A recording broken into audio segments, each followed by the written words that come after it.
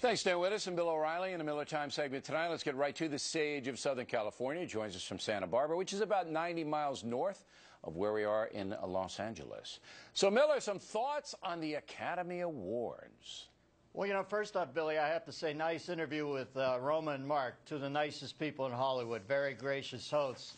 But I have to correct you, you're misusing the word allegorical. Since the current TV sale to Al Jazeera, allegorical now means completely full of crap for money. All right, there you go. No, see, allegorical, it's not allegorical.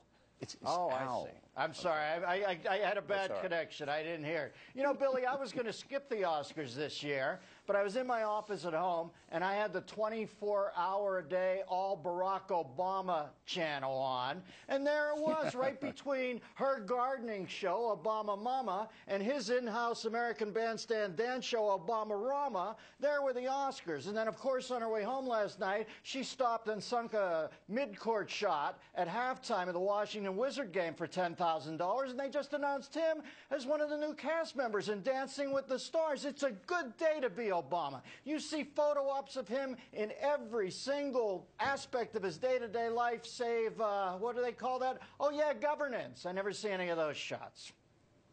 So you believe he might be a little overexposed? Listen, Hollywood used to fight the power. Now they invite the power, okay? You know those first 5 rows of the Oscars? If you did to them what they do to Obama, they'd call in a security expert because they're stalking the Obamas at this point. Now, were you offended when Michelle Obama gave the Best Picture award out? Because that was engineered by Harvey Weinstein, who is a big Obama supporter. And that must be exciting. He doesn't. What? Listen, being Harvey I'm not Weinstein? offended. I'm not offended. I'm bored. Can I get a night off from these people? That's all I'm saying. Just well, one night, baby. That's all I'm asking. Watch the Laker game. Watch the Laker or Clipper game or something. Just take but then he comes in off. the second half, right? Oh, my God. Listen, I thought the Oscars, I thought Seth was pretty good. And, you know, when they're all moaning at jokes about Chris Brown, for God's sakes, do you realize that all the cool kids, which is supposed to be the Oscar crowd, they've turned into the scolds. All the old hipsters are now the biggest squares. You can't say anything in front of them. They're watching you all the time. And the best director of the year was there, classy dame. But for them to not put Catherine Bigelow up because they didn't like somebody putting that chamois on that pig's face in that movie of hers is crazy. They have become everything they made fun of on their way up in the 70s. All those Bonnie and Clyde movies, Fight to Power, Don't Give In to the Man, they are the man. They don't even realize it.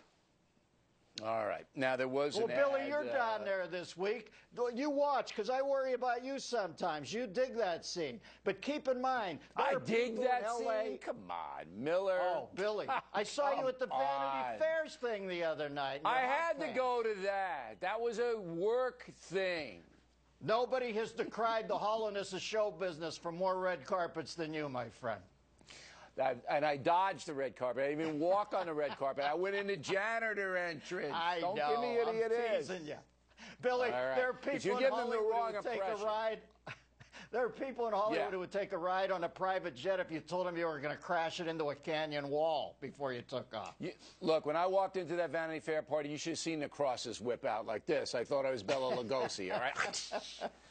They were waiting for daylight. They were waiting for daylight to come, so you had to get back in the coffin.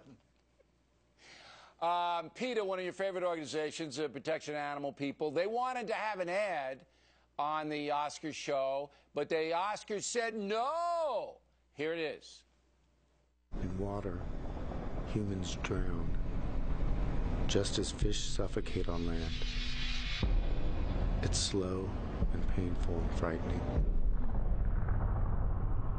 And we do it to more than 1 trillion fish every year.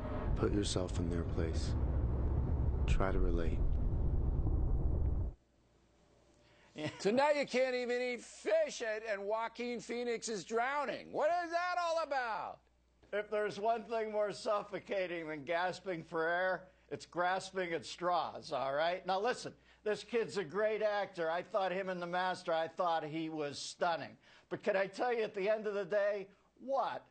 do I care what Joaquin Phoenix thinks about fishing, for God's sakes? Does he not realize that being rich and being visible and being famous, do you know what their fishing is? Recording PSA ads about not fishing, all right? This is his hobby right there. Most people go in and say, hey, I'd like to fake drowning because I don't like people fishing. I go, what are you, nuts? Get out of here. A star comes in and says that they get a budget for it. What do I care what he thinks about fishing? Fine with me. Why do you think